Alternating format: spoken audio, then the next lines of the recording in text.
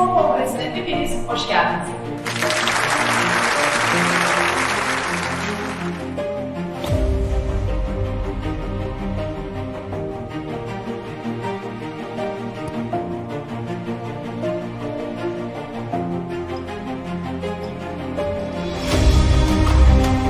Türkiye Herkes İçin Spor Federasyonu'ndan ve Gençlik Spor Bakanlığı'na bu anlamda ciddi bir övgüyle 2020 yılını kapattı.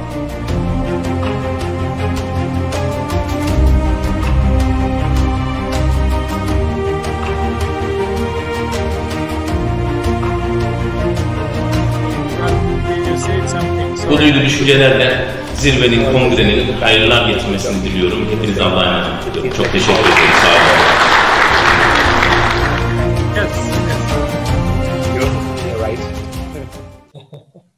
Yes. We are next to each other. There you go, his video.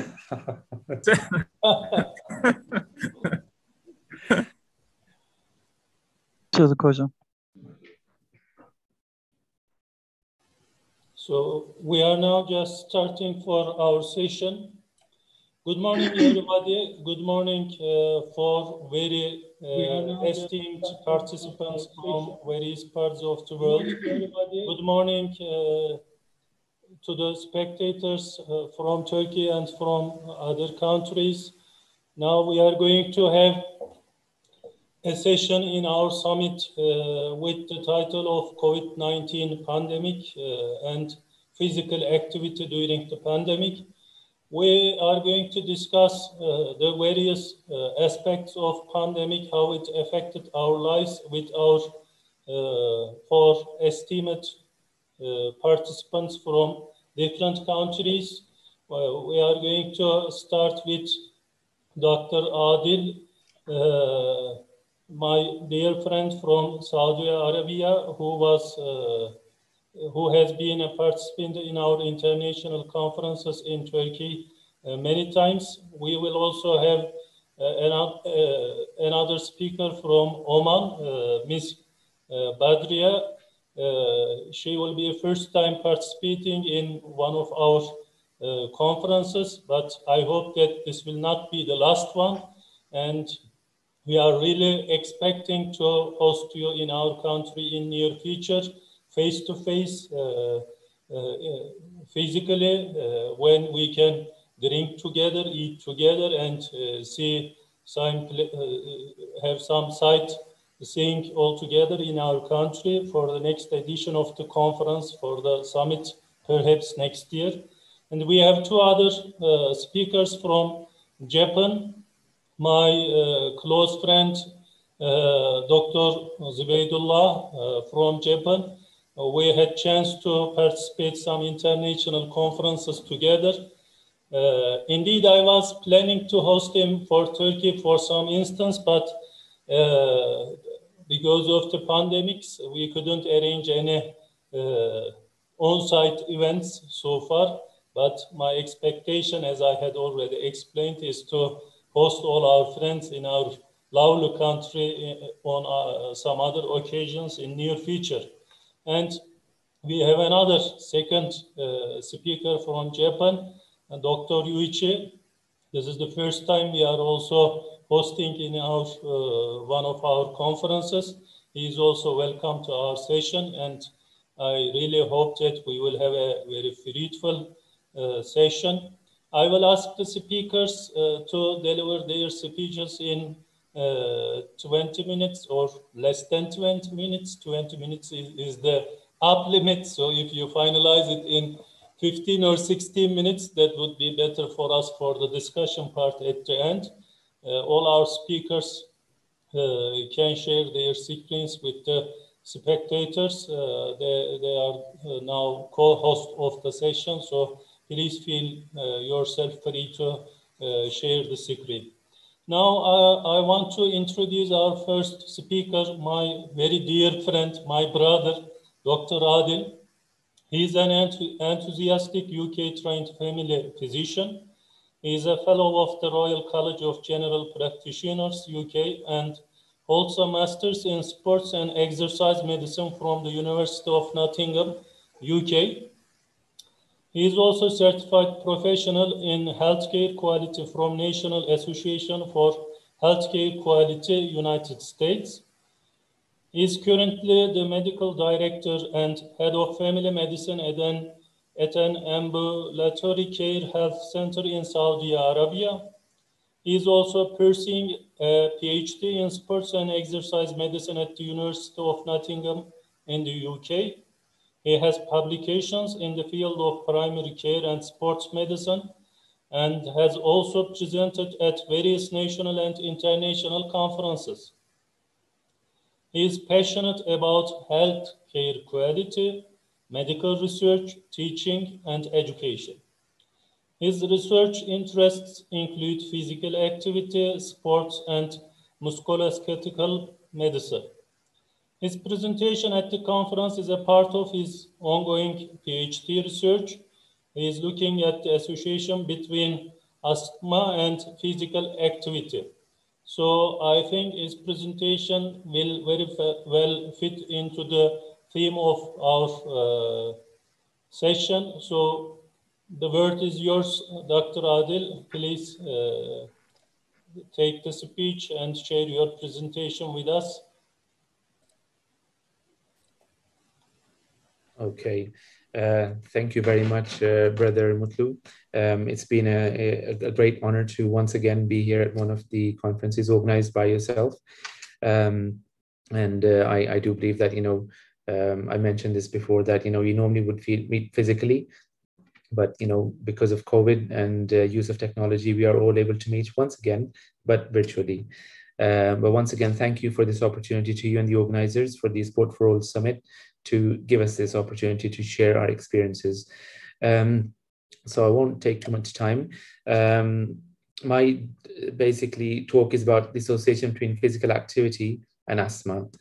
I'll present some physical activity facts, some asthma facts, discussion about physical activity and asthma, with some sort of, additional information regarding COVID-19, and I'll also present a Turkish perspective at the very end of my talk.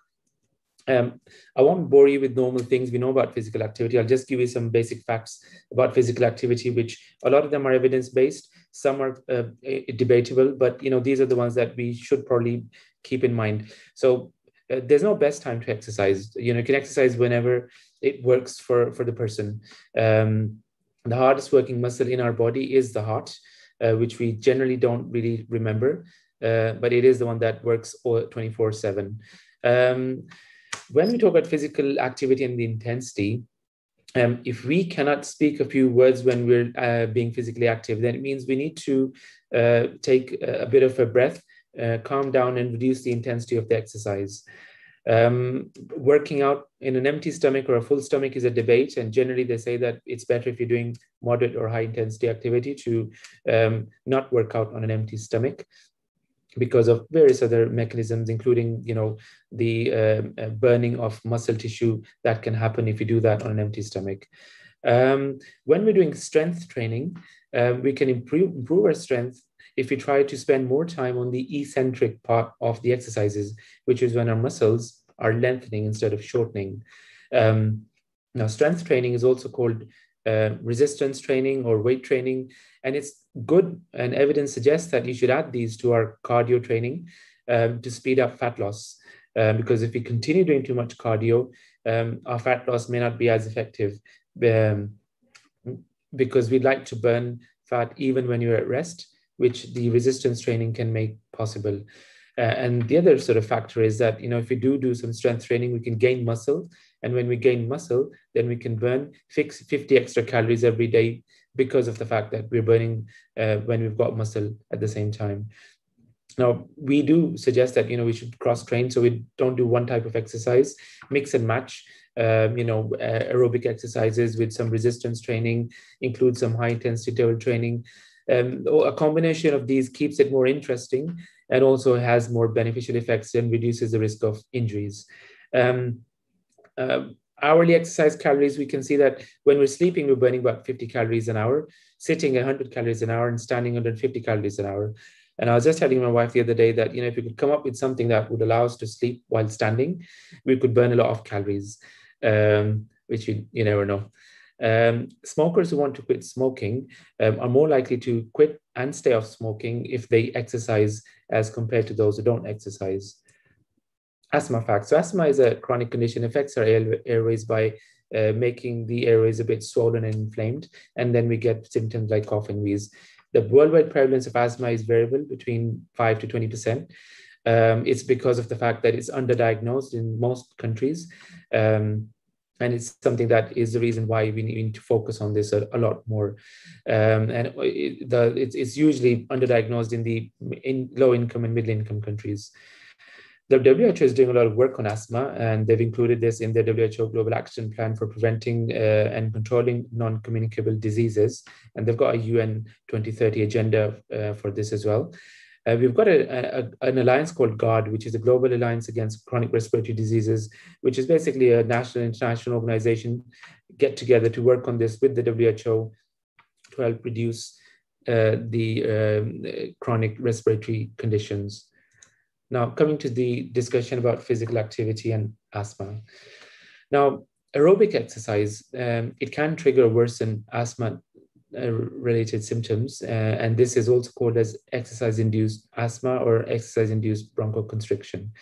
90% of those with asthma may have exercise-induced bronchoconstriction, but not everyone who has exercise-induced bronchoconstriction also has asthma. The advice is that we should continue exercising even if we have exercise-induced bronchoconstriction, and there are lots of things that we can do, which I'll discuss in the next few slides, how we can continue exercising with this condition. Regular physical activity does reduce asthma symptoms and improve the lung health, but we need to know the right type of exercise and the right amount. Now, can exercise stop asthma symptoms? So this is an important question. And asthmatics normally feel like, their condition prevents them from being physically active, but actually exercising increases endurance. It helps your airways build up tolerance to exercise, and hence you can perform physical activity, which will lead to less risk of developing breathlessness. Exercise reduces inflammation, which basically helps by reducing the inflammatory proteins, which then improves the airway response to exercise. So what else does exercise do? It improves lung capacity. So when our lungs get used to consuming more oxygen, it becomes easier for us to breathe whilst we're exercising if we have asthma. It also helps strengthen our muscles, which helps our daily activities. Exercise also improves our overall cardiac fitness, which we all know, improves the blood flow, improves delivery of oxygen to different organs of our body. Okay, so this is an important question that, if I have asthma, what exercises are best for me? And, having a look at evidence, the recommended exercises would be something that there are short bursts of exertion and a low intensity, not sort of, long exercises. For example, swimming, walking, recreational cycling, yoga and Tai Chi. So yoga and Tai Chi help with lots of breathing exercises, and that's why they're considered quite effective for asthma. Golf, volleyball, tennis. Amongst all of these, what I've seen as being the most recommended is swimming, because of the temperature of the water being a bit warm and the humidity of the air being a bit more. Now, what should you be looking at when you're exercising with asthma? So this is a common recommendation that people with asthma tend to use an inhaler before an exercise called a rescue inhaler, which can help sort of, relax the airways, making it easier for someone to breathe during the physical activity. Now, this is normally taken 15 to 30 minutes before the exercise, and it lasts for a few 2 to 4 hours, and it does help people exercise. And we know that there's some WADA restrictions on some use of inhalers that can, not be used in competitive, sports. But I think there's some exceptions that can be used.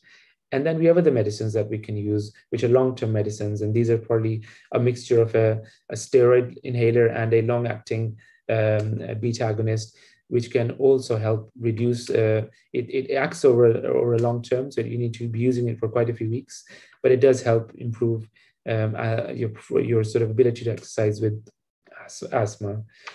It's very important to warm up before you start exercising and then cool down gradually, which will reduce the symptoms of asthma during exercising. Now, this is a very interesting advice that you should wear a mask or a scarf covering your nose and mouth when you're exercising and it's cold outside. Considering that we've naturally now started using face masks because of the COVID pandemic, it's become easier for people who basically have this sensitivity to pollen or sort of, environmental dust, that they're able to exercise more because of the reduced exposure of these, allergens or triggers.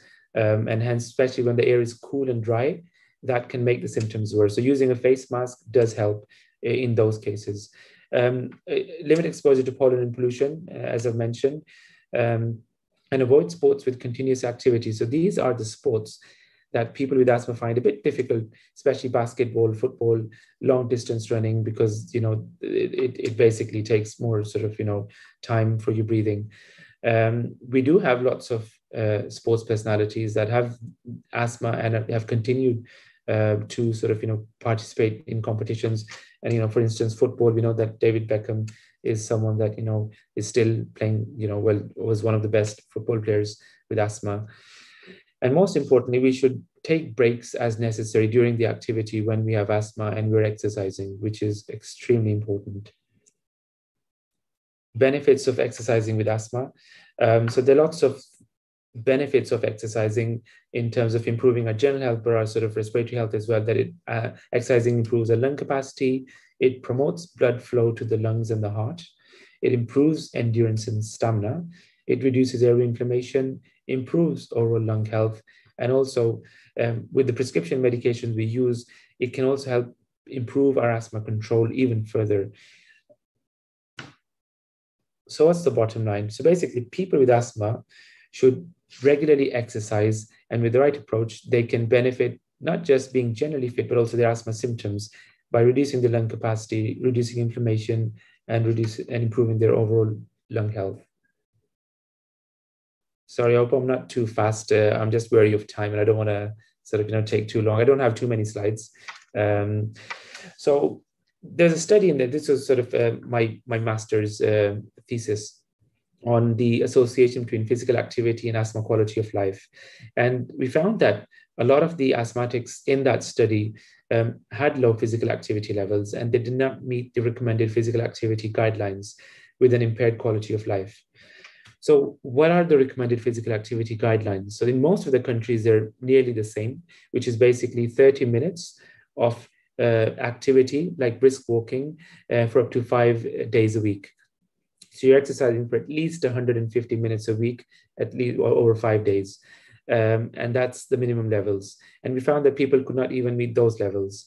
Now, there was a strong association between the physical activity and asthma quality of life, which basically means that those asthma individuals who had low physical activity levels also had poor quality of life. And when we talk about asthma, we mostly talk about asthma control.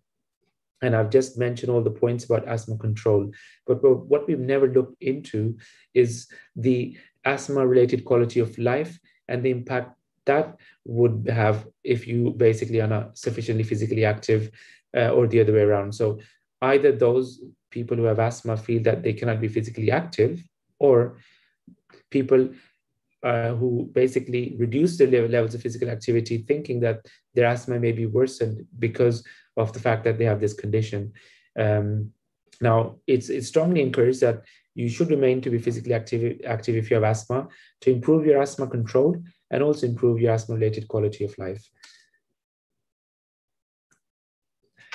Now, we're talking about the COVID pandemic and what impact it's had. And I heard some talks yesterday and quite interesting about the overall impact the world has had because of COVID. And the beneficial impact has been that there's been encouragement of outdoor activities, and people have been active more outdoors than they have been indoors. I mean, I can say that I've seen people a lot more in the playgrounds, being more active, playing football. And I think that's because of when we had lockdown restrictions and you're forced to stay at home and not having the option of going out. Now that the restrictions eased off, many people started realizing the importance of the fact that they're not active, they haven't been running around sports, they haven't been, team sports with each other, football. So many people have started doing that. So that's a good, one of the positive outcomes from COVID, that it's encouraged people to be more physically active outdoors. That reduces the risk of transmission of infection as well. Now, people with asthma have been known to be considered clinically vulnerable for COVID-related complications. And this is, we as physicians receive the advice that if you see someone who has asthma, consider them as high risk, because they may develop more complications, because COVID affects the lungs and the airways, and hence asthma is linked, and it's a respiratory condition, so there naturally would be a link. Now, initially, there were lots of asthma-related consultations. People started coming and seeing us a lot, and there's publications on the number of consultations going up at the beginning of the COVID pandemic, because probably people felt that their shortness of breath and the symptoms and the control inhalers needed more consultations. But gradually, with time, there has been a reduction in those consultations with lockdown restrictions being lifted. However, some studies suggest that there's no link between having asthma and severe COVID-19 outcomes. But CDC does state that people who have moderate to severe uncontrolled asthma are more likely to be hospitalized from COVID-19. And that is probably because when their airways are affected, there's more risk of them developing, or the perception of symptoms, which includes shortness of breath, are probably more common, and hence there are more hospitalizations.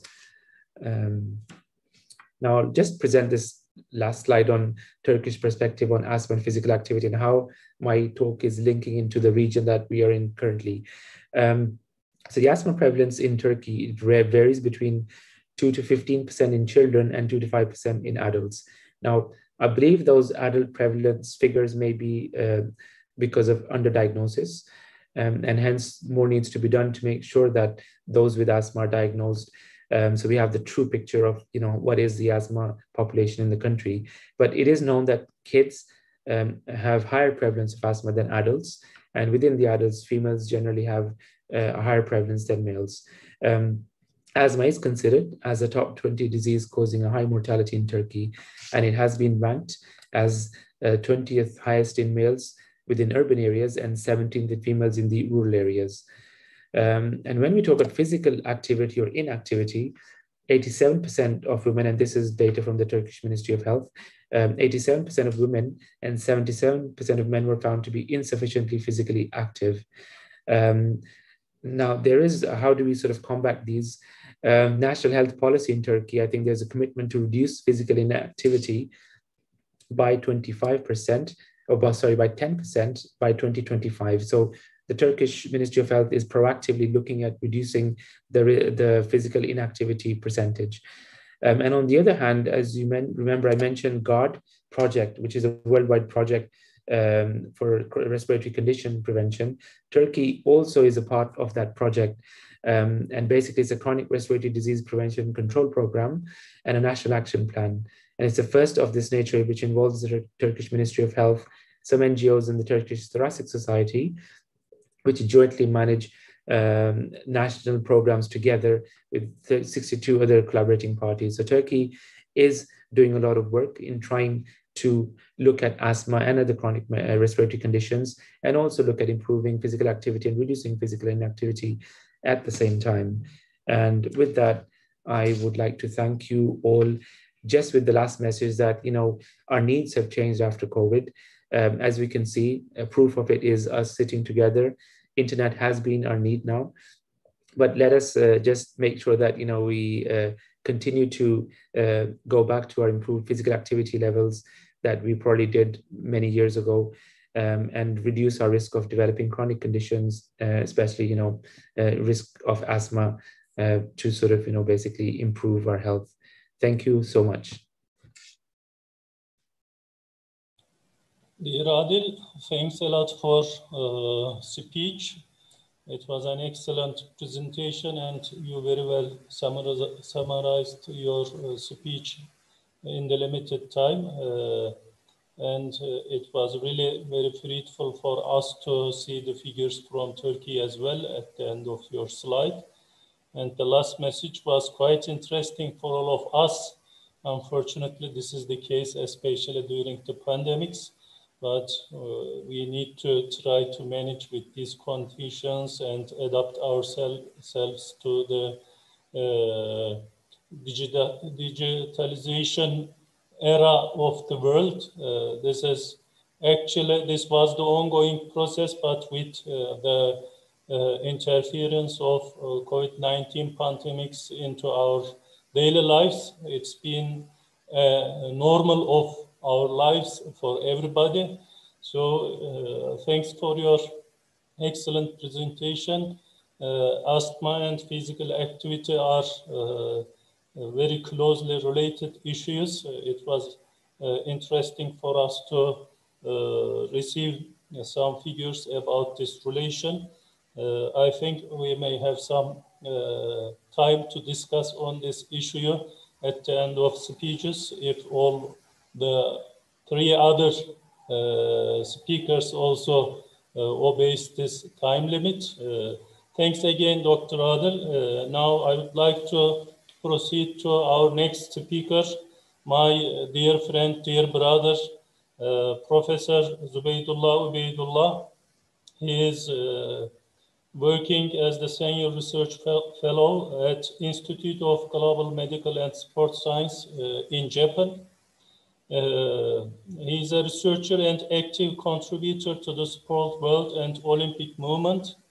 He lives and works in Japan for the last 14 years, since 2007, and has been working in Japan's academic, sport, and Olympic fields. He has already contributed and joined the global sports events of International Olympic Committee, Association of National Olympic Committees, Olympic Council of Asia, International University Sports Federation, Islamic Solidarity Sports Federation, and some other organizations as a speaker, observer, and as distinguished guest on a lot of occasions. He is a member of UNESCO's expert working group at the 6th International Conference of Ministers and Senior Officials responsible for physical education and sports, which is abbreviated as MINEPS. In July 2017 in Kazan, Republic of Tatarstan, Russia. Actually, I have been following Dr. Zubaidullah's activities on social media. I could also see his very active presentation in MINEPS. He is also working in the group of Action 3 of the UNESCO Kazan Action Plan. He is a special advisory group. He is taking part in special advisory group in International Center of Martial Arts for Youth Development and Engagement under the auspices of UNESCO from January 2019 in South Korea. We also had some chances to meet in South Korea with our dear friend in TAFISA conferences a few years ago. He has already received awards from as Ambassador for Peace, UPF, in Tokyo, Japan, 2017. And he also received another award from Nakasona Yasuhiro Award, IIPS, Tokyo, Japan, in 2012. He is nationally from Tajikistan, from Middle Asia, but has been living in Japan, but also traveling to various parts of the world for his academic and practical studies. Now, our dear friend, Professor Zubaidullo UBAIDULLOEV, is going to give a speech with the title Japan's Global Sport for All Projects and the Impact of COVID-19 Pandemic. So we are going to listen Professor with his experiences from Japan in Sport for All. He is going to inform us, enlighten us about the link between pandemic and Sport for All activities in Japan. Please take the speech, Professor, and share your slide with us. It's yours. Please turn on your microphone.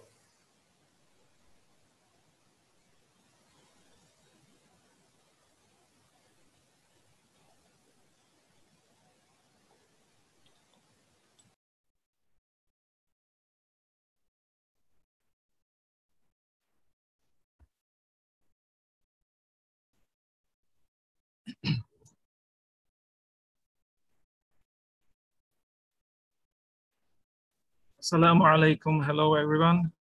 Can you see my presentation? Yes, we can see it very well. Good. In the middle. Yes.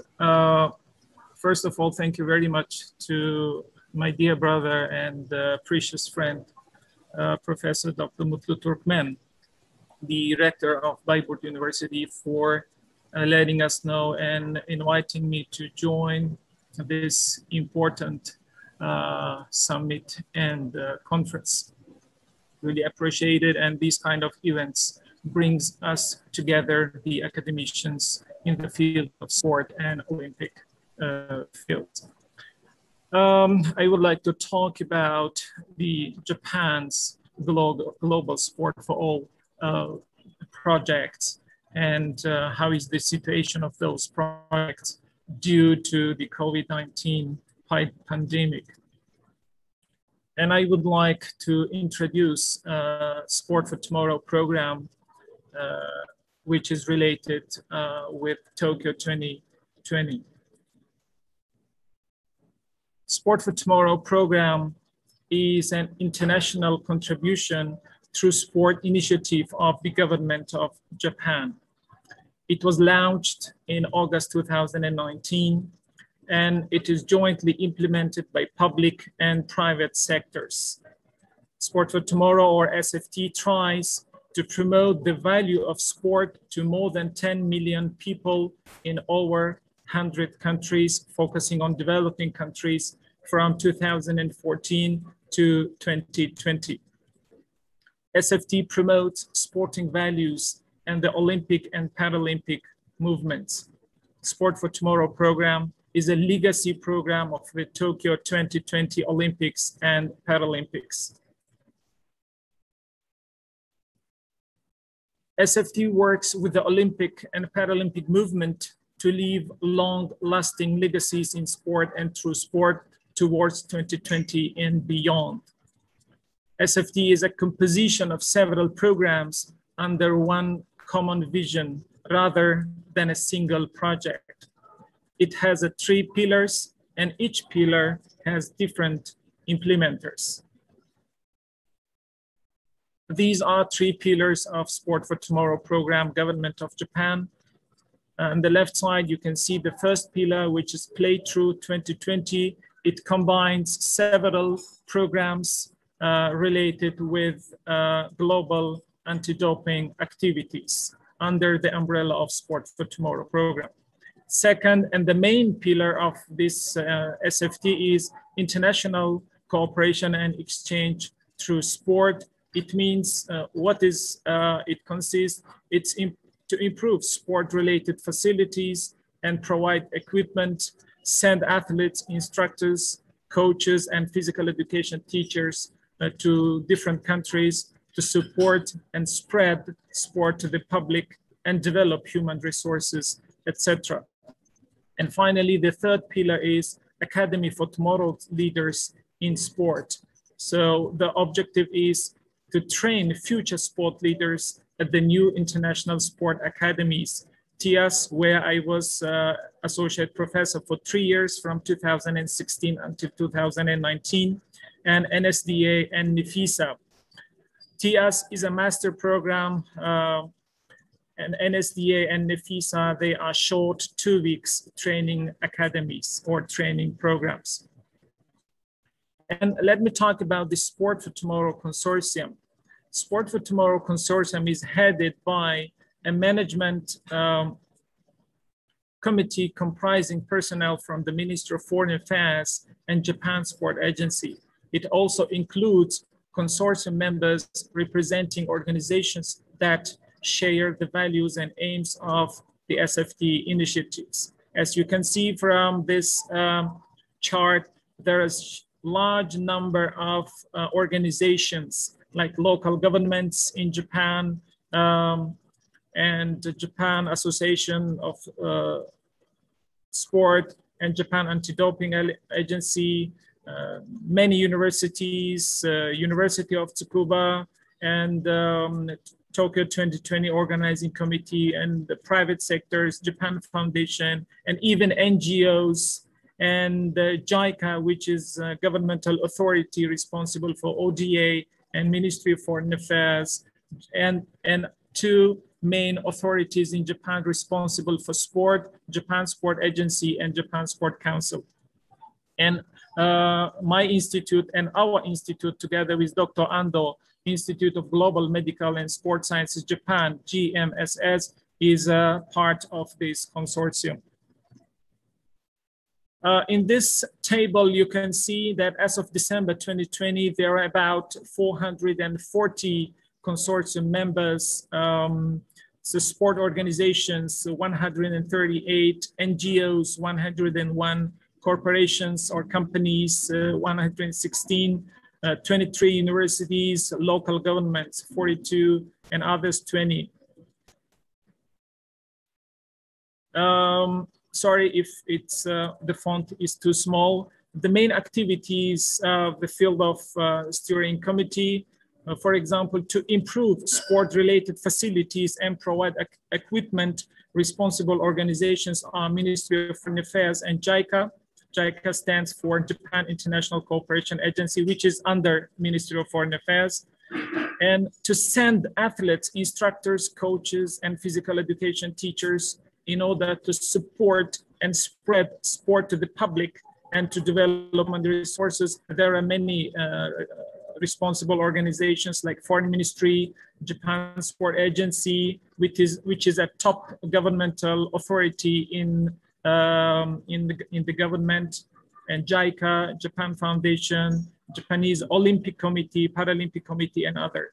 And to invite athletes, instructors, coaches, and experts to Japan, again, Foreign Ministry and those two sport authorities like JSA and JSC, JICA, and JOC, JPC, and JADA. JPC stands for Japan Paralympic Committee, and JADA stands for Japan Anti-Doping Agency.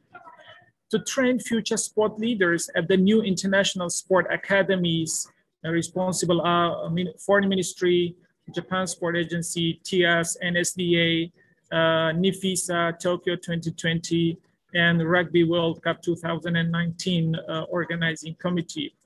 And to carry out cultural exchange programs abroad through sport, responsible are again Foreign Ministry, Japan Foundation, and other organizations, to develop and organize sport activities for people with an impairment. Again, you see Foreign Ministry, Japan Sport Agency, JICA, and so on. And to conduct various seminars and training programs in Japan. There are a larger number of responsible organizations like Japan Sport Agency, JICA, Olympic Committee, Paralympic Committee, JADA, Anti-Doping Agency, TIAS, and other academies and organizations. And to conduct seminars and training programs outside Japan, again, Foreign Ministry and those organizations. And there is another unique and excellent program, Play Through Spirit. Responsible organizations are Japan Sport Agency, Anti-Doping Agency, and other organizations. And to send experts to introduce Japanese sporting culture, such as Undokai.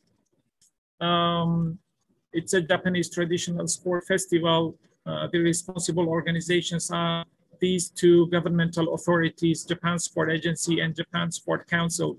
By the way, you may think, what are these organizations? What are these two authorities in Japan? Japan Sport Agency it is within the Ministry of Science, Education, Culture, Sports, and it's a huge ministry. So JSA is responsible for sport. So there is another organization responsible for something else. So JSA, it's a top authority responsible for decision-making in the field of sport. And JSC, Japan Sport Council, is implementing those policies made by JSA. So they are very well connected but separated organizations.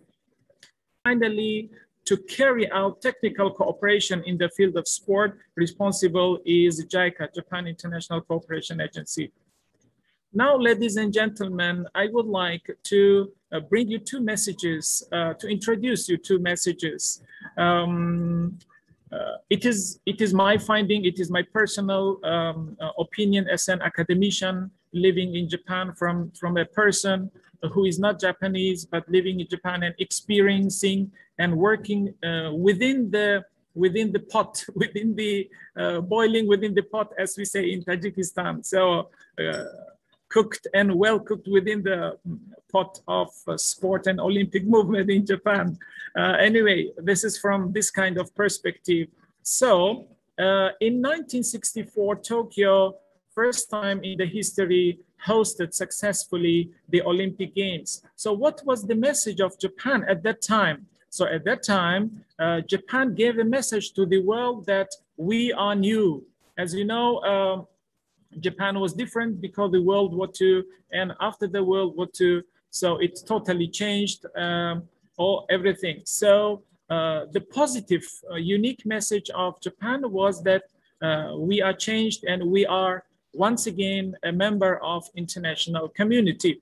So at that time, Japan showed that it is changed itself. How about this time with Tokyo 2020 after so many years? So this time, Japan became, how to say, strong enough to say that now it is time to change the world. Now we would like to change the world by using the positive power of sport. So that is the main role of Sport for Tomorrow program, which is how to say, supervised by the government, by the Prime Minister and other authorities. So there are three main objectives of Sport for Tomorrow program. Objective one is promoting sport and improving international competitiveness. Objective two is changing the world through the power of sport. And finally, objective three is making sport a multicultural exchange. I'm checking my time. So here, because of the limited time we have, I would like to introduce only objective two, changing the world through the power of sport. So this objective again has three parts or three pillars. First is sport for all, the main topic of this summit in brotherly country, Turkey today. So realization of inclusive societies. Second, sport for peace and development, realization of sustainable and resilient societies. And third is human resources development, academy for tomorrow's leaders in sport. First, I would like to cover briefly about sport for all, realization of inclusive societies. Means providing opportunities for sport for all, including children and youth, women, the disabled, and the elderly. Second, making healthy societies through lifetime sports. Now I would like to introduce few projects, the example of few projects under this Sport for All program. First is one of these projects, Sport for All projects, is radio exercise. So in Japanese, we say radio taiso. Radio exercises were conducted in Brazil, Cambodia, India, Malaysia, Hawaii, Thailand, and some other countries. And even recently, it was done also in Africa. Radio exercises are stretching in time with music that anyone can do at any place. Opportunities of sport to a broad spectrum of people, regardless of their age and gender. And now another program is swimming clinics in Japan for ASEAN countries. It was under the project of Swimming for All, Swimming for Life program of FINA. It was held as part of international contribution efforts through swimming. And it was in 2017. And there were various different range of ages from 1 to 53. That means sports for all. Because there was a child, 1 year old, so they considered that child as well. Anyway, another project is spread of wheelchair basketball in Laos. Japanese Japanese organization provided special basketball use wheelchairs in Laos. And one good example is 4-country joint table tennis training program. After the success of Japanese table tennis players at international competitions, including the Rio Olympic Games, some countries like Guatemala, Costa Rica, Vanuatu, Fiji, they requested Japan to have a joint practice sessions with Japanese athletes. Japan and SFT program accepted and invited those athletes from those countries to Japan and conducted this training. Neighboring country, Asian countries, Youth Sport Leaders Training Project. This project was done in 2015 and representative from NOCs and sport ministries and other organizations from Brunei, Cambodia, China, Chinese Taipei or Taiwan, Hong Kong, Korea, Laos, Indonesia, Malaysia, Myanmar, Philippines, Singapore, Thailand, and Vietnam, they came and joined. Judo leadership training for 2020 Olympics and from 8 countries since 2015. And the countries joined this program were from Botswana, China, Costa Rica, Fiji, Israel, Myanmar, Palestine, UAE. And it was a 1-month intensive training, judo training provided at Tokai University Judo Club in 2015, implemented by NGO Solidarity of International Judo Education. I personally know the president of this NGO, Yamashita Sensei, Professor Yasuhiro Yamashita. He is the president of Japan Judo Association, and recently he became president of Japanese Olympic Committee, and also he holds a position in the organizing committee of Tokyo 2020. So he, apart from all his very busy high-level positions and duties and responsibilities, he also manages his NGO to help the world through the sport, through his sport. And he's, by the way, he's one of the legends of judo. He's an Olympic champion, and he's famous in the world as a legend of judo. This is about another successful project, Special Olympics Nippon International Exchange Program. It means the judo themed exchange event at Kodokan. Kodokan is into Japan. It was done with a cooperation with Special Olympics Nippon. Nippon means Japan.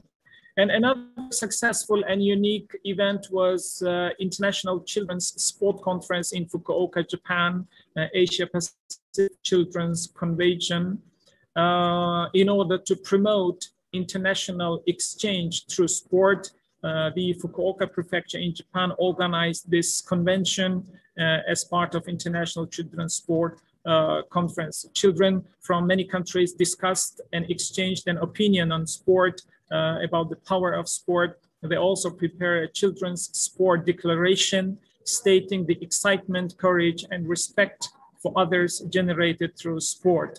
It was in 2019, there were beneficiaries or participants altogether were 276 people. By the way, it was one of the last Sport for Tomorrow projects organized physically, face-to-face, not by internet there. People can meet each other and enjoy the event. That was one of the last SFT projects before this COVID-19 pandemic spread in the world. Second part is sport for peace and development, peace building, reconstruction from natural disasters, and supporting refugees and poverty. One of the projects under this category is reconciliation and ethnic harmony through sport in Bosnia and Herzegovina. The former national football team captain of Japan, Mr. Miyamoto, he established a sport academy, Malimost, which means Little Bridge, in Mostar City Sports Center, which was fully financed and reconstructed by the Japanese ODA, Official Development Assistance, and children from all communities, mainly from 3 communities, Muslim Bosniaks and other Christian communities, Croatians and Serbians. They are invited together, and at the moment, I think there are 70 permanent students in this academy. They study free of charge, and apart from football, they learn other values like enhance. This academy enhances ethnic reconciliation and harmony through sport, and the children learn respect, fair play, teamwork between each other for better future for all of them. Another good example, again from Bosnia and Herzegovina, confidence building through physical education. What Japan International Cooperation Agency provided support for school physical education and social sport. The problem here was that after more than almost 30 years passed since the end of the military conflict or war in that country, these ethnicities, they lived with different political, economic, and educational systems. So what Japan did is they united those 3 systems into one curriculum, into one physical education curriculum, and cooperated with the local authorities, with the ministries of education and so on, and implemented successfully that program and introduced to the schools. And it was done, of course, with the help and cooperation of Embassy of Japan in Bosnia and Herzegovina and NPO Solidarity of International Judo Education and Nippon Sports Science University and Malimost Foundation. And reconstruction from the earthquake in Nepal. After the big earthquake in Nepal, you know, Japan is very, it's like my homeland, Tajikistan. Japan is a country of earthquakes. And Japan has very long history of, unfortunately, experiencing and facing huge earthquakes. So that made that Japan is very, very skillful and has a long time or big experience on dealing with earthquakes. That's why Japan helped Nepal on this case and shared experiences by using the sport. And here in Myanmar, Japanese companies and came together with sport organizations, with the football teams, and they supported reconstruction of elementary schools and children's homes. And here, ball games on land without landmines. Here again, organizations responsible for removing the mines on land came together with sport organizations and organization responsible for mine removing. They were doing their job, and sport organizations include, and all of them were Japanese Olympians. They came together and cooperated and helped children enjoy sport freely without landmines. So it was excellent combination of this cooperation between different organizations, mine removing organization and sport. And this is in refugee camp in Thailand. SFT held the soccer festival, and Mr. Honda was invited, and he organized football classes and so on. So I'm going to finish. As of December 2020, the Sport for Tomorrow reached its goal. The goal was, the target was 10 million, to reach 10 million from 2014 until 2020. This last year, Now, as you know, Tokyo 2020 is postponed to this year. So Sport for Tomorrow, it reached more than its limit, more than 10 million. Now it is more than 12 million people in the world. And this program reached to 204 countries and implemented more than 7,000 programs. For example, in Asia, which is the biggest number of projects, there are more than 3,800 projects. In Europe, 2,185. Africa, about 1,800. Central and South America, 1,700. Oceania, 1,000. Middle East, 526. And North America, 389. So the limited or lowest number of projects are in the Middle East and North America. So Sport for Tomorrow activities during the COVID-19 pandemic.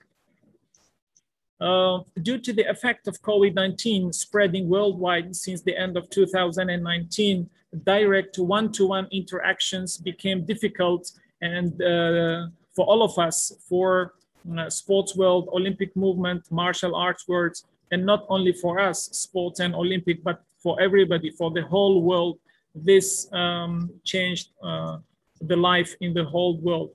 So, and of course, this affected Sport for Tomorrow programs, activities badly too.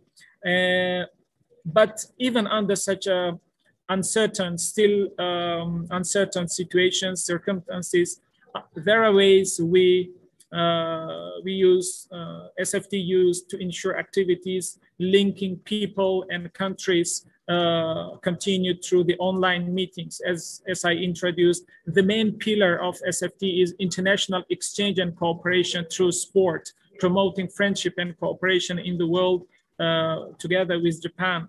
So SFT tried to keep that by online meetings and activities. So because of time, I bring one or two examples. This is Japan Sport Council, Japan Olympic Committee, and local national federation of softball. They had a online project, Softball Asia Coaching Webinar, and it was very successful event. Implementers were these organizations I already told, Japan Softball Association, Olympic Committee, and Japan Sport Council. Another good event organized during this COVID-19 period is a webinar on women in Paralympic sports in the Middle East and Asia. Honestly speaking, as my dear brother, my dear colleague, Prof. TÜRKMEN said, I am from Tajikistan, but living many years in Japan. All these years, wherever I worked in Tsukuba University or in Japanese government, JICA, or now in this institute, everywhere I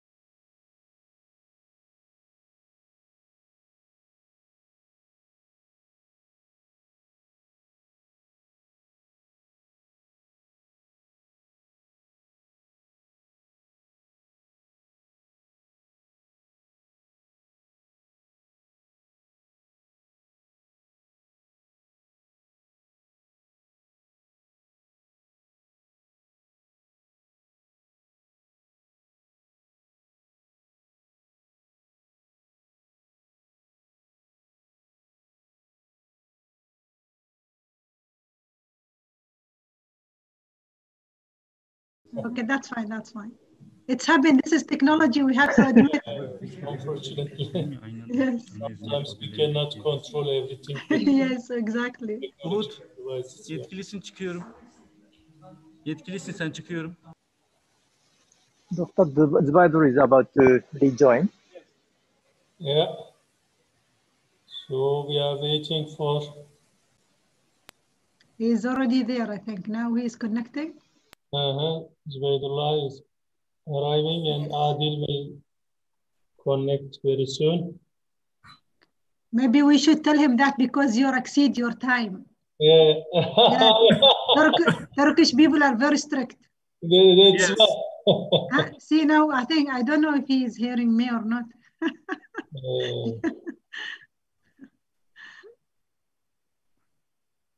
Professor Zubaidullo is connecting. Yeah. Yes, he is here. He is here again. Yes.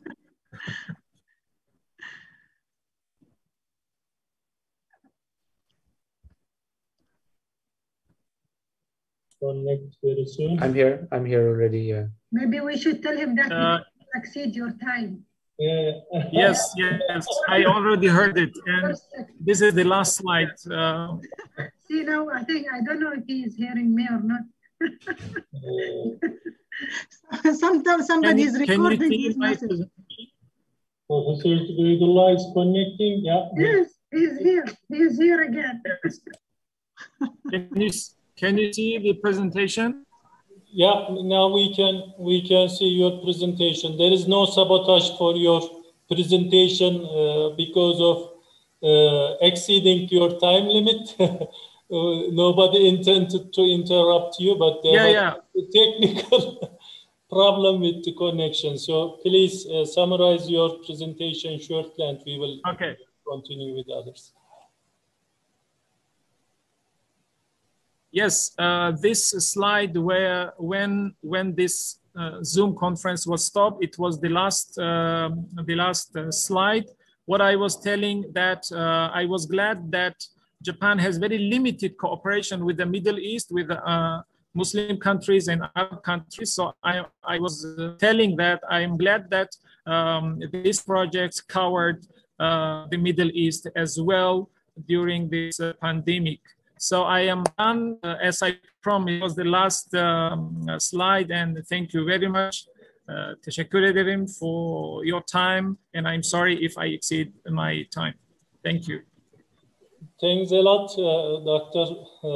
Professor Zubaidullo. It was an excellent speech, and we were all very much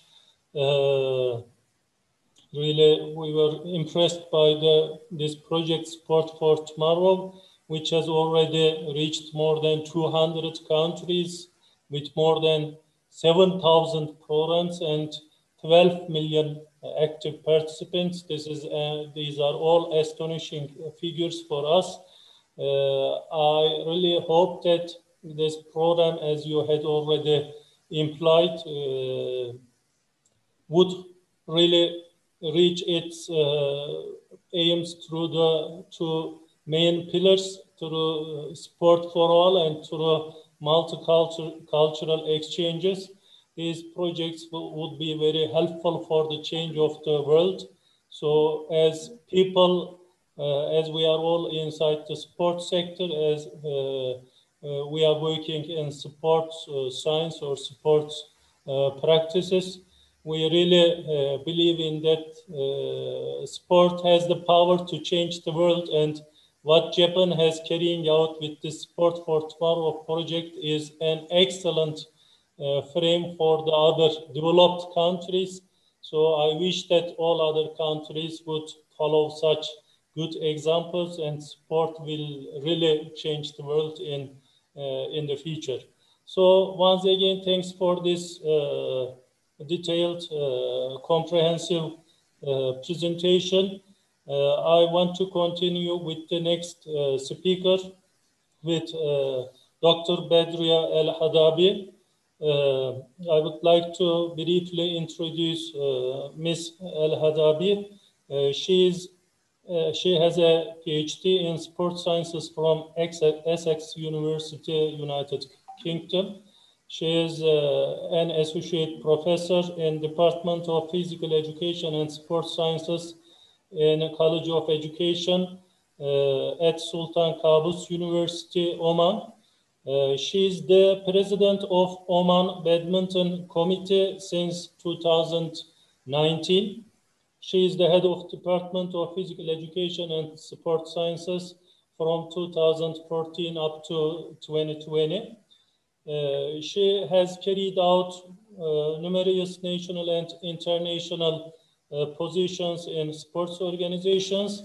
She has been board member of Executive Committee of Special Olympics Oman Committee from 2011-2018. She is board member of Women Sport Committee in Oman Olympic Committee from 2013 until 16. She is board member of Planning and Follow-up Committee in Oman Olympic Committee from 2016 until now. She is a member of the advisory board of the Special Olympics Regional from 2014 to 17. She has participated and attended several international, regional, and local conferences relevant to physical education and sport sciences. She has already published more than 12 scientific articles in international journals. Her main research areas are assessment of physical activity, testing and measurement in physical education, physical activity and quality of life and promoting women's sports, physical activity, sports, and disabilities.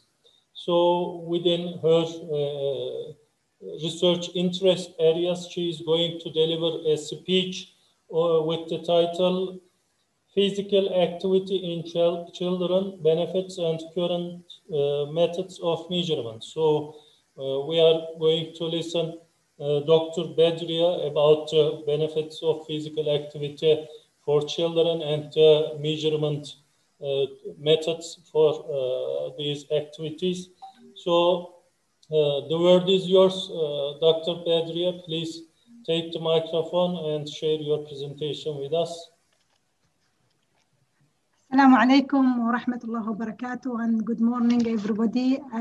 Actually, I'm pleased to be with you today, presenting my country, Sultanate of Oman, as well as presenting also my university, Sultan Qaboos University.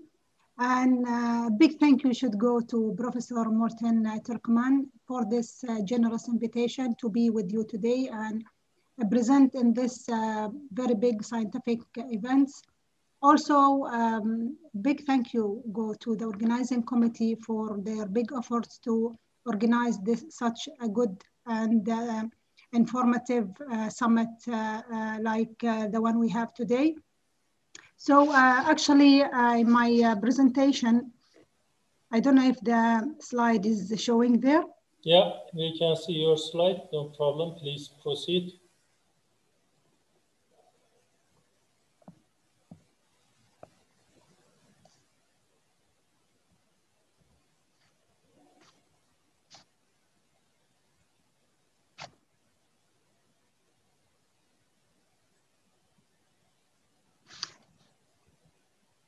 Actually, through this topic today, we're going to address many points like the physical activity definition and what is the domain of physical activity and qualification unit of measuring physical activity as well, and methods for measuring physical activity such as self-report measures, direct observation, heart rate monitors, and other motion sensor, for an example, pedometer and accelerometer.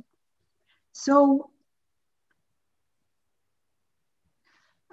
actually, it has been well reported that participating in physical activity or regular physical activity associated with health benefits for children and for also adolescents. And this has been addressed by many researchers, so I'm not going to focus on the benefits of the participating on physical activity. The main things we are going to talk about is an extensive range of methods that's currently occur and available to measure physical activity in both children and adolescents. These methods can be, grouped in two different categories. Firstly, we can group them as an subjective methods, which including self-administrated physical activity recalled, also the interview administrated recall, and also direct and proxy report completed by parents and teacher. And later on, we'll know why it's being completed by parents and teacher, not about the kids themselves. And the second group is the objective methods. So objective methods of measuring physical activity, such as direct and indirect calorimetry, and also doubly blood water, heart rate monitors, and also motion sensor, such as an accelerometer and pedometer. We have to address that these measures are vary in terms of accuracy. When we talk about the accuracy, we meaning the validity and reliability of each method of these tools. Also, they are vary in type of the data they can provide, such as the frequency, duration, intensity, and also mood of physical activity itself. Simplicity of application, it's vary between these type of modes, and also the cost of administrations. So there is an essential to have an accurate and practical tools for measuring physical activity in young people in order to address the key area of scientific research. So what we are going to talk about today is, first of all, we have to define what is physical activity. So physical activity is being defined as any body movement produced by the skeleton system and muscles that coming to increase the energy expenditure. And normally we look at the physical activity in terms of the mood, what type of activity, duration, for how long I perform that type of activity, and intensity, how hard is that activity. So intensity, normally they look at it in terms of metabolic cost expressed as an oxygen uptake related to the body mass. We have also to see why is it always been saying that free living activity behavior in children and adolescents are considered to be one of the most complex domain to assess. There is many reasons for that. So what is the physical activity domain included? It's including all type of physical activity performed during either free living time or leisure time, and also the transportation activity. So going and coming from school or going and coming from work as well. All tasks performed in home environments, such as gardening, such as ironing, cleaning, washing, this all type of activities. Also the physical education sessions at school, the BE sessions at school, and break time at school. This is all considered to be the domain of physical activity. Also, we have to, when we look at the domain and why is it difficult, we have to look also at the physical activity behavior and how can we characterize the physical activity behavior according to the domains. So we have the type of physical activity, what is the mode of physical activity being performed? What is the intensity? How hard? Is it light, moderate, vigorous, very vigorous, also vigorous? Frequency, how often normally I perform this type of activity? And for how long? What is the duration normally I practice or I perform physical activity daily? Also, we have to look at the classification unit being used of the study to measuring physical activity. They are quite varied. Some studies have used the ratio of the activity energy expenditure to the resting energy expenditure. Others being used the oxygen consumption per unit of body per time, so milliliter per kilogram per minutes. Other use the multiply of resting metabolic, METs, and other using the duration of activity bouts spent at sedentary, light, moderate, and vigorous intensity level.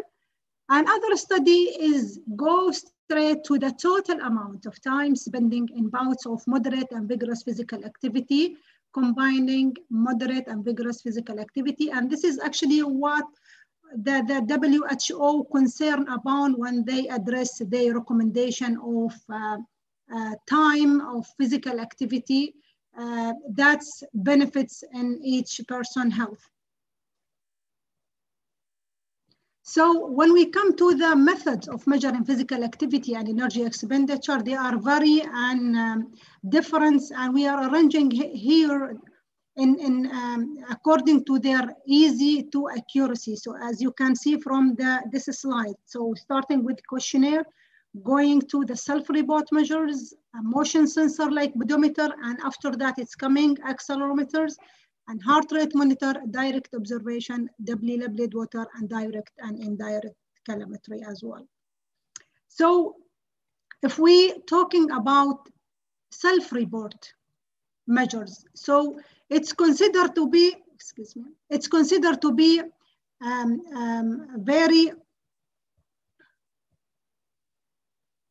one of the most common tools and subjective methods widely used in epidemiological and surveillance studies, because it's the easy way to use it. It includes different type of self-administrated recalls, interviews, administrated recalls, also direct and proxy parents completed by either parents or the teacher.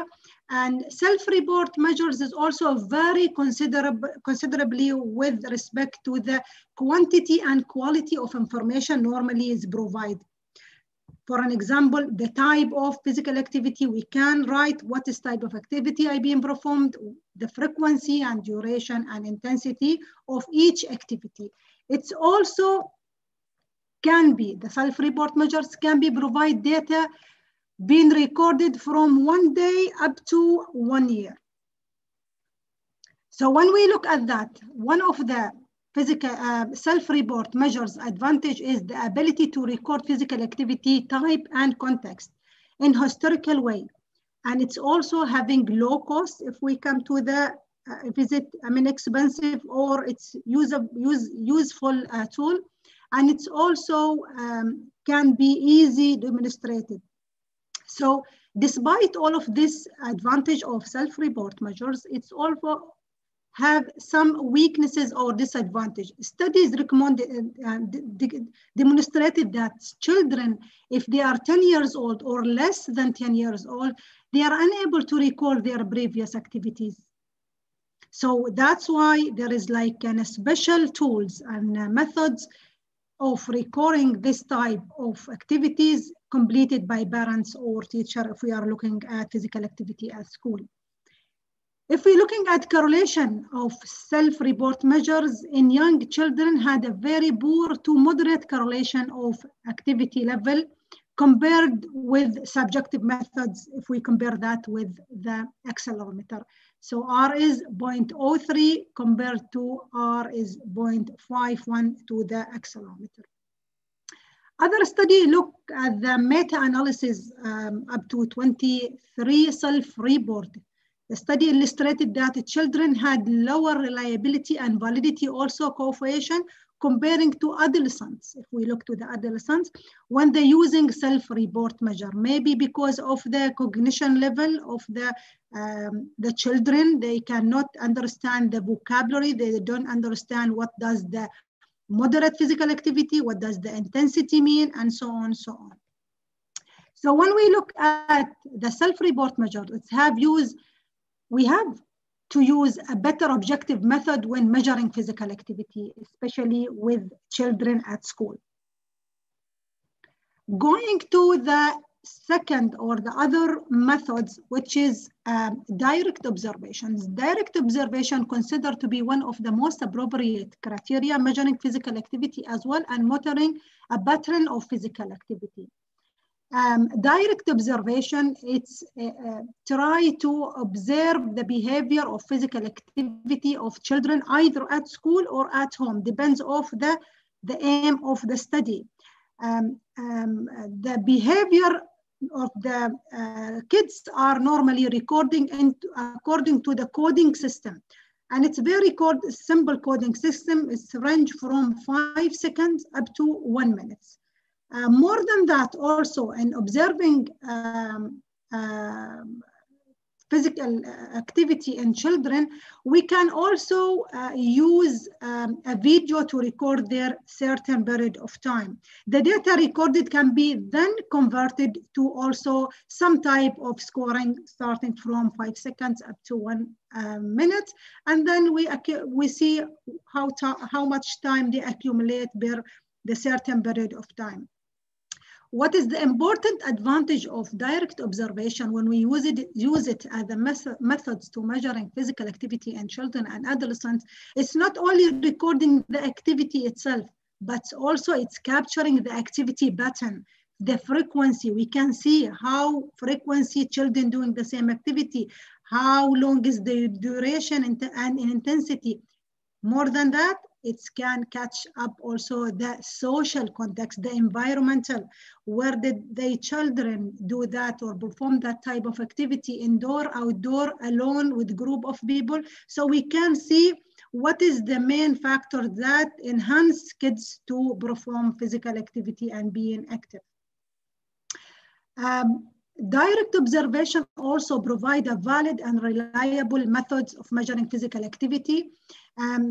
And it has validated against heart rate monitor and against also oxygen uptake.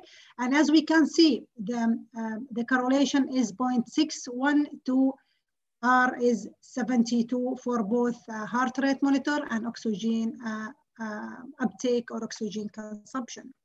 Disadvantage, when we look at the disadvantage about direct observation as a method, it's quite costly in terms of investment in training observation. So it's need long time to teach and train those people who are gonna to do the observation in terms of reliability. So we cannot only use direct observation, although it's a valid and reliable methods, but it's costly, so that's why we cannot use it in a large group of studies. And children also, this is one of the weaknesses or disadvantage about direct observation. Child, they might change the behavior due to somebody is observing them or witnessing them. So if we move to the other methods that we use for measuring physical activity, it's heart rate monitor. Looking at heart rate monitor, as you can see in the screen, it's widely also used an objective method to measure physical activity in children and in adolescents as well. Heart rate monitor is simply relatively inexpensive methods, but sometimes it can be little cause inconvenience for the children when they're adolescent when they use it. And I experienced this by myself through the many studies that I conduct using heart rate monitors, and sometimes the weaknesses of that there is no signal between the machine and the blade also of the heart rate, and the frequent use of defining physical activity pattern to estimate the energy expenditure, both in control and free living activity. And this is one of the advantage of using heart rate monitor. So we can use it still in laboratory environment and outside or free living environment. It's suitable for use under both conditions with the children and adolescents.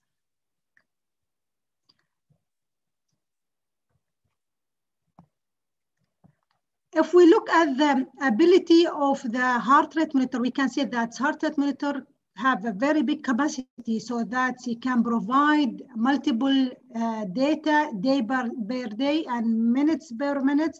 And also the new one or the new version of the heart rate monitors can recording data up to 1 second, 5 seconds and 1 second. And this is good actually for use with kids, as a type of activity normally is very short and fast. So at least the heart rate can catch up this difference in heartbeat.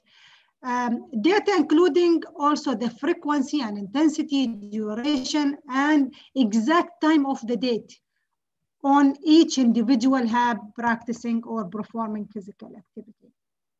So heart rate monitor, actually, it doesn't directly measure the physical activity, but it's based on linear regression between the heart rate and oxygen consumption or oxygen uptake. So the linear regression between the heart rate and the VO2 or oxygen consumption normally is maintained during the moderate to vigorous physical activity. And I said that before, we are normally in physical activity looking at the part of how much time and intensity they accumulate during moderate and vigorous activity, because this is linked directly with health benefits. Several factors also, we should address this. There is several factors affect the heart rate monitor, such as body size, the postures, and the climate condition. Is it hot, it's cold, effect of the meal, heavy meal, light meal, snacks, if is it like fast food or so on. Muscles mass, what is the muscles mass of each one. Emotional stress, we know that the heart rates go high if we are excited or if I'm upset and so on. In anxiety and fitness level. All of this can influence the relationship between the heart rate and the oxygen uptake relation when using to assess the total daily physical activity in children and in adolescents. So heart rate has been extensively used in recent literature review and many studies as an objective method when estimating energy expenditure and evaluating others instrument or other tools. So coming to the motion sensor, we are going to talk today about two types of motion sensor. We have the pedometer, and we will talk about the pedometer. Pedometer is a small device that senses the body motion. So pedometer normally counts the footsteps over a period of time using the turn pendulum to detect the vertical movement. And it's simply a reliable tool to measure body motion in terms of steps, but pedometer is unable to define either the intensity or the pattern of physical activity, because it's normally just try to count how many steps you do every day or in a certain period of time. It's also unable to measure non-ambulatory activities such as cycling and swimming and weightlifting. Has also a limitation regarding the type, duration, frequency, intensity, and type of physical activity, part of walking. And according to the WHO, the World Health Organization guideline, we have accumulated 10,000 steps per day as considered to be daily moderate physical activity. The last tool or methods we're going to address today is the accelerometer. So we have first of all, defining what is an accelerometer. Accelerometer is an objective method that's measuring physical activity in both children and adolescents, and it's an electronic device that measuring the body motion in terms of acceleration, which can be then converted to numbers and divided to different physical activity cut points. So we can say this amount of numbers related to light, moderate, vigorous, and very vigorous physical activity level. So looking at physical activity measuring by accelerometer. In practice, calibrating accelerometer against biological variables like energy expenditure, oxygen uptake, and heart rate monitor in children and adolescents can influence by other factors such as growth and maturity. In terms of validation, if we look at the study that evaluate accelerometer, and me myself, I did one of these studies to evaluate the accelerometer in small children. It was the beginning, one of the first study looking at the validity of accelerometer in kids. Most of the study did the evaluation studies under both laboratory and free living environment in children, using heart rate, energy expenditure, and oxygen uptake as a criteria. Some studies have focused on calibrating the walking and running activities, such as slow walking forward, slow walking backward, brisk walking as well, and running only, using the treadmill under laboratory conditions. Other studies use both the walking, running activities, but they add to that structures activity and free living activity to see how much the accuracy of the pedometer to catch up the physical activity level. Looking at the summary of some of the study here, because there is plenty of them, I try to show you one table. I am sorry for interrupting, but we have already run out of our time, and we will still have Dr. Yuichi waiting for his presentation.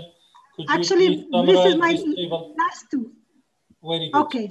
Thank you. Okay, just last minute. Here is the summary of the many of the validity studies being conducted to ensure that the accelerometer is valid, and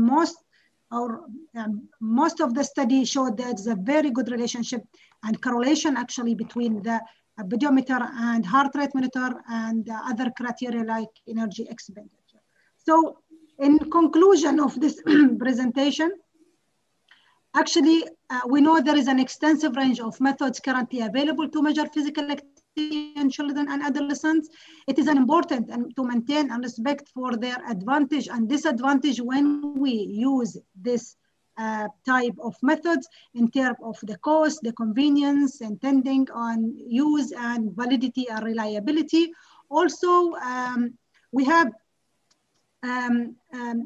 to select the accurate and practical tool when we use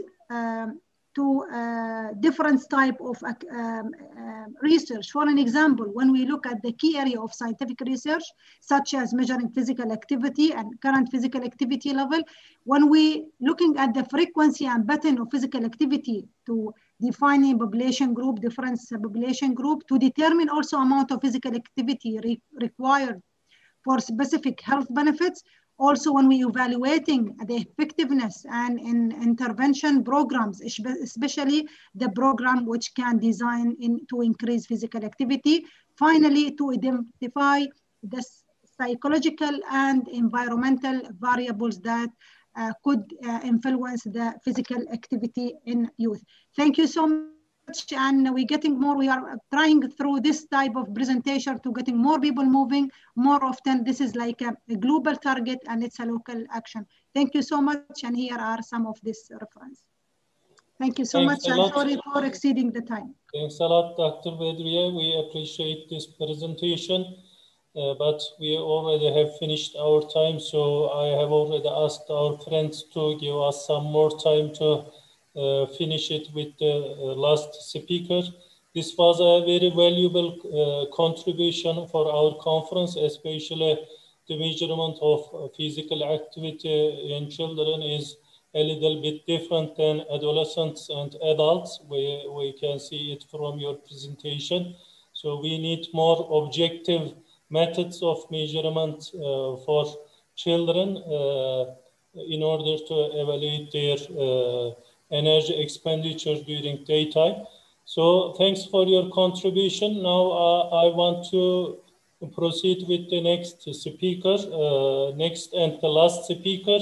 Dr. Yuichi ANDO has been waiting for his time. I will also ask him to keep it with 20 minutes, and we will finalize our session after his speech. Unfortunately, I will not offer a discussion round between us or any question and answer session, as we already have run out of our time. Now, Dr. Yuichi ANDO, he is the founder and president of Institute of Global Medical and Sports Science in Japan. Dr. Yuichi ANDO was born in Tokyo and graduated from medical school, University of Tsukuba. He's certified sports physician of Japan Sports Association and certified industrial physician. Dr. Ando gives lectures and does research on sports and community. His one of main research subjects is how sport helps and people lead fulfilled life. Dr. Ando, who used to be a board member of Medicine Sans Frontiers Japan from 2005 to 2017. Now he serves on the boards of Crisis and Risk Management Society of Japan and also serves for Japanese Society of Travel and Health as a counselor. He loves handball, football, and skiing. So now I pass directly the speech to the Mr. Ando. Please take your voice and give your speech. Please try to share your speech in 20 minutes. I would appreciate if you limit yourself at this time. Thank you, Dr. Yuichi. Thank you, Professor Türkmen. So can I share my slide? Dr. Bedriye, could you please stop your slideshow so that Mr. Yuichi can also share his one?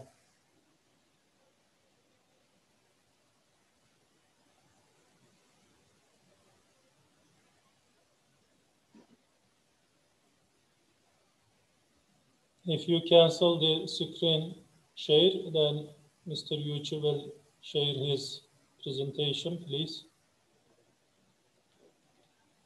Yeah, thank you. Okay. Thank you.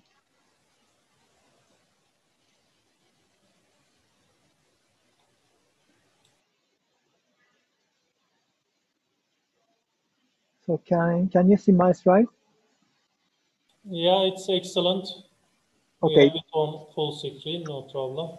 Okay. Thank you, Professor Türkmen, for having me at this wonderful conference and kind introduction for me.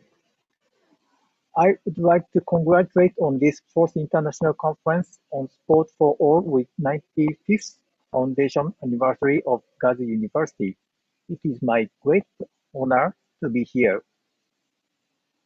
Today, I'd like to talk about physical activity, healthy lifestyle, and sport in Japan in the era of COVID-19 pandemic. So please allow me to introduce myself briefly in first two slides. I used to be a general surgeon. One of my strengths is I have medical experience in many countries, as you can see on this slide. Another my strength could be I played several sports from childhood until now.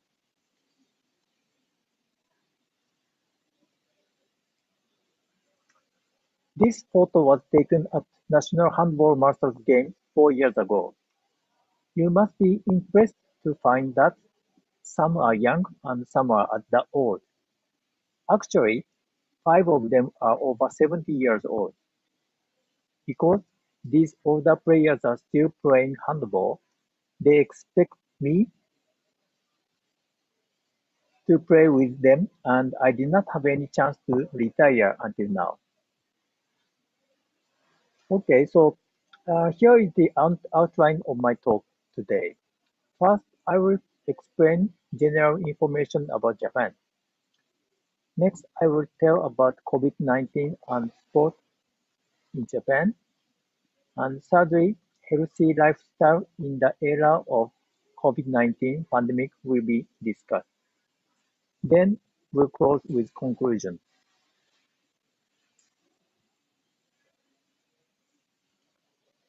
Japan is an island country in East Asia located in the Northwest Pacific Ocean. Japan is the 11th most populated country in the world, and Japan is the third largest by nominal GDP. Baseball and football are popular among children. Judo is also popular, but not so popular as baseball and football. Sumo is famous traditional sport but less popular than baseball and football. On your left, Otani Shohei, he is a major baseball player, and he is now playing in the United States. And on your right, some of you know him, Mr. Nagatomo Yuto.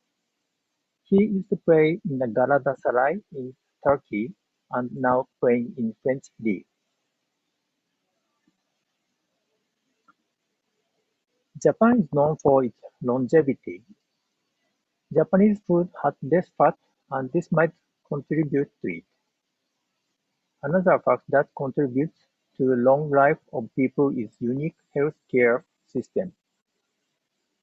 Healthcare is provided by national and local governments. This system helps people to reach medical care easily. This figure shows inter-annual change for proportion of older people whose age are 65 years old or over. In 1960, proportion of the older people aged 65 years and older in Japan was only 5%. Its proportion has risen drastically, and its estimated value in 2050 is 40%. It took only 24 years in Japan for doubling its proportion from 7% to 14%, which is the quickest in the world.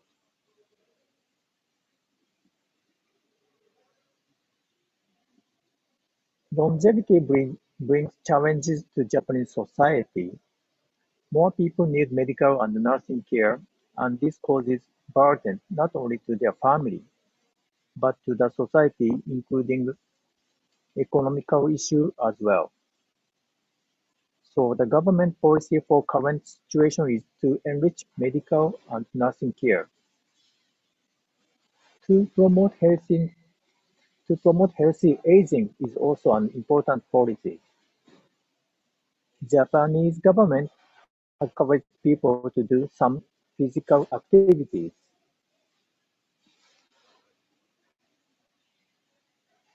What is the value and social meaning of sport and physical activity? As you know, it provides physical and mental health on each people regardless of age and sex. And it provides good communication and respectful relationship.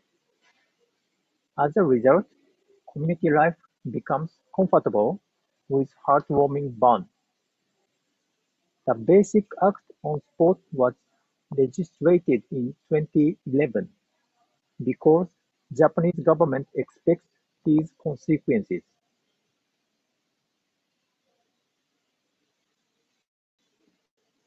One of the projects that the Basic Act on Sport supports is to spread out comprehensive community sports clubs, like Sport Club in Germany. Blue line in the figure shows that trends in the number of comprehensive community sports clubs. Now the number of comprehensive community sports clubs reached about 3,500. As I showed, the number of comprehensive community sports clubs is increasing. Next question is whether people's chance of doing some physical activity has increased or not. Japanese Sports Agency conducted a national survey in 2019. They asked, do you do some physical activity once a week or more? Japan Sports Agency considered more than 65% of people should do some physical activity once a week or more. This slide shows the result. More than 70% of the older adults aged 70 to 79 years old do some physical activity regularly. However, less than 50% of adults aged 20s to 50s do physical activities. This situation is not favorable, considering their health. The national survey also asked people the reason they do not do physical activity regularly.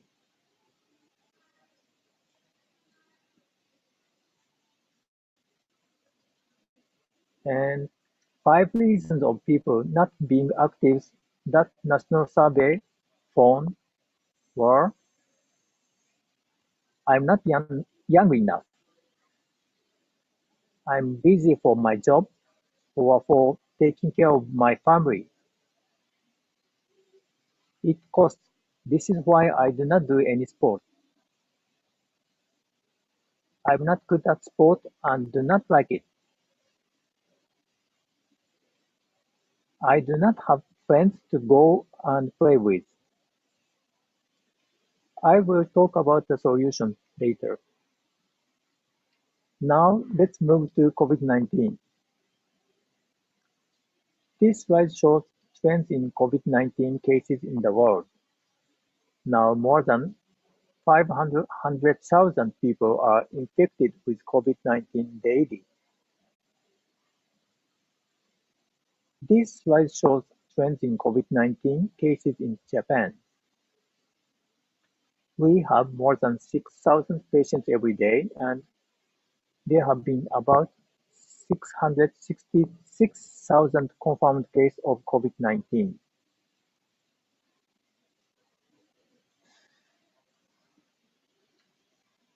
This slide shows the flow related to COVID-19. On your right side, decision on sports sport area in Japan is described. In December 2019, severe pneumonia of unknown cause in Wuhan, China reported. In March 2020, WHO declared pandemic. High school tournament games were cancelled. Opening of professional baseball league postponed. IOC decided Tokyo 2020 Olympics to be postponed. In May 2020, state of emergency was lifted nationwide. And in June 2020, professional baseball league and football league started.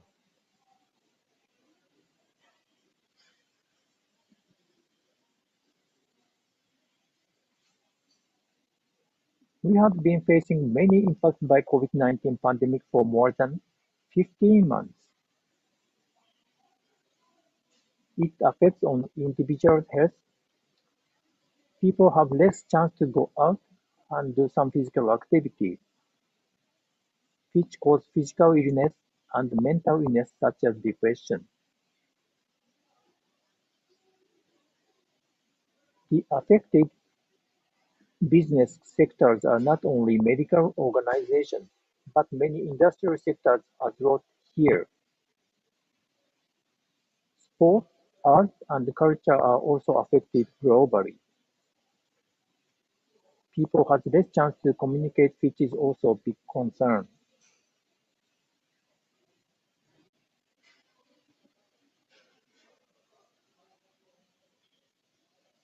In early 2020, when COVID-19 started, people did not know the nature of COVID-19. People need to stay home and lost the chance to do exercise. But through global clinical experience and scientific investigation, its nature is getting clear, even there are still many things to be clarified. People have learned that the risk of doing sport, physical activity, is not always high, as far as the facility is clean and people who participate in the event behave carefully. Japan Sports Agency and Japan Sport Association have issued guidelines for sport events under COVID-19 in May 2020. Let me quickly introduce the guidelines for sport events.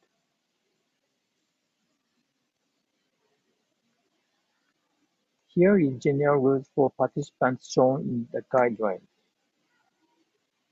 Those who participate in the game or event, either players, coaches, or referees, need to follow the rules, which should be instructed by event club managers.